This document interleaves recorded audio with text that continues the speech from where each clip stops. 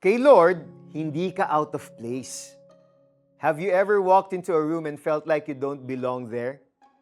Wala kang kakilala o di kaya you felt out of place o kung hindi unwanted, you feel like you have to earn your way to be accepted.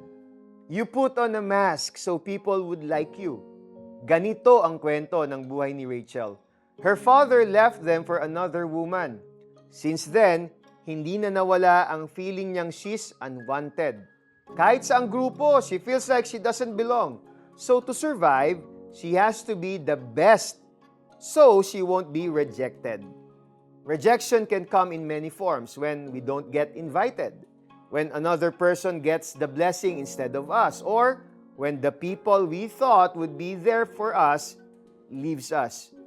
Ano man ang sitwasyon, rejection hurts at kapag hindi ito na-resolve, it would keep on resurfacing even as we grow older. Buti na lang, we can hold on to Psalm 16 verses 5 to 6, which reminds us of a beautiful truth. We are not overlooked by God. In fact, He has already set aside a place for us, a good inheritance.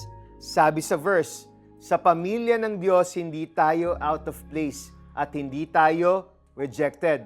Even when doors close for us or we miss an opportunity, inililid tayo ni Lord sa lugar that He has prepared for us. Merong nakalaan na blessing para sa mga taong nagtitiwala sa Diyos. What a beautiful promise! Let us pray. Heavenly Father, salamat po for accepting me into your family. Patawarin po ninyo ako for the times when I look to people for validation. Turuan po ninyo ang puso ko to be contented with my portion from you.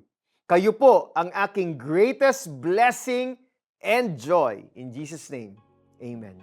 Insecurity from being rejected before is a deeply rooted feeling we can trace back to our past.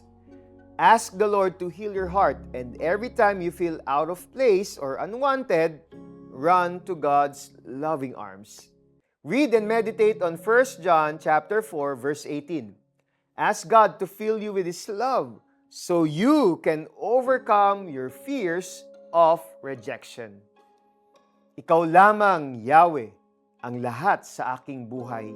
Lahat ng kailangan ko'y iyong ibinibigay. Kinabukasan ko'y nasa iyong mga kamay. Mga kaloob mo sa akin ay kahanga-hanga, napakaganda ng iyong pamana. Awit 16 verses 5 to 6. Ako po si Eric Tutanyes.